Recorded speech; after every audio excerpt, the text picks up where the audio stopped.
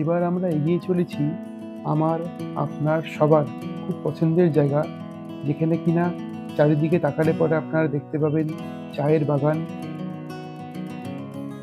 আর রাস্তার বুক চিরে এগিয়ে চলেছে টয় ট্রেন। একটাই পাহাড়ের রাস্তার উপরে একদিকে টয় ট্রেন আর আরেকদিকে যানবাহন। আর এই রাস্তা এগিয়ে চলেছে এক বৃহত্তম শহরের দিকে, যাকে কিনা সবাই চেনে কুইন্স অফ হিলস বলে, এবং যার নাম হলো দার্জিলিং।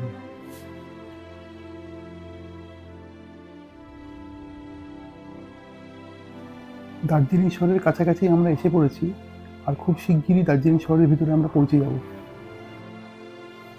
এই হলো আপনার আমার সবার পছন্দের শহর, যার নাম হলো দার্জিলিং। সন্ধে নেমে এসেছে। এই হলো মল রোড, যেখানে কিনা নামি দামি রেস্টুরেন্ট, ব্র্যান্ডেড পোশাকের দোকান, আরও অনেক কিছু পাওয়া যায়। পুরো শহরটাই দাঁড়িয়েছে এই রাস্তাটার উপরে। এটি হলো চৌরাস্তা, একটা খোলা মাঠের মতো জায়গা।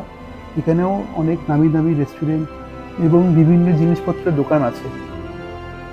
দিনের বেলা এখানে হর্স রাইডিং করানো হয়, সন্ধ্যেবেলায় এখানে প্রচুর লোকে এসে ভিড় করে একটা সুন্দর মুহূর্ত কাটানোর জন্য। আর সবচেয়ে বড় কথা, এখানে লোকাল বাসিন্দারা চাও বিক্রি করে, যাতে কিনা দার্জিলিং চায়ের স্বাদ সবাই যেন একটু অনুভব করতে পারে।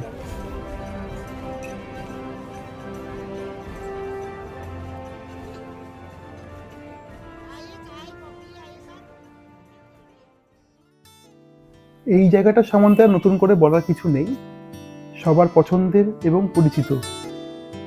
এটা হলো ইনডোর পার্ক, ভেতরের ডেকোরেশন একদম মন কেড়ে নেওয়ার মতো, আর মোটামুটি সব ধরনের খাবার আর ড্রিঙ্কস এখানে পাওয়া যায়।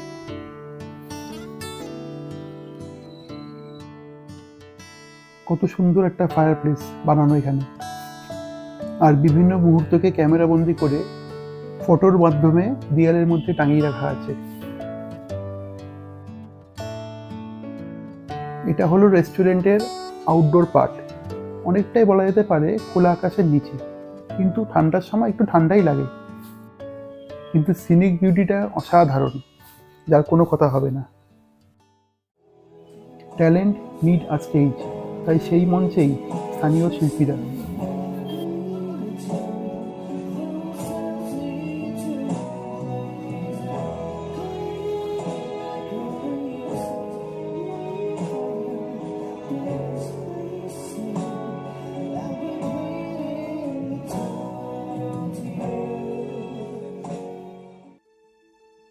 রাতের বেলাও দার্জিলিং শহরটা দেখার মতো, সুন্দর আলোকসজ্জা দিয়ে সাজানো এবং শান্ত পরিবেশ। আমরা রইলাম আবার নতুন একটা দিনের অপেক্ষায়।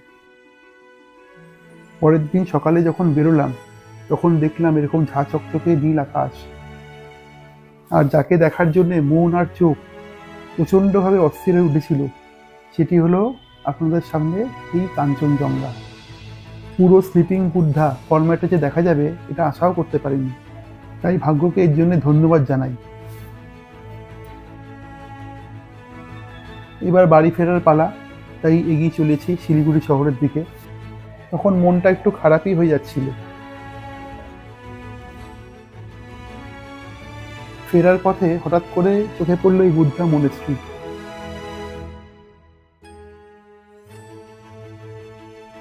মনেস্ট্রিটা দেখতে খুবই সুন্দর, হাতে সময় নিয়ে একটু ঘুরেই দেখলাম জায়গাটা।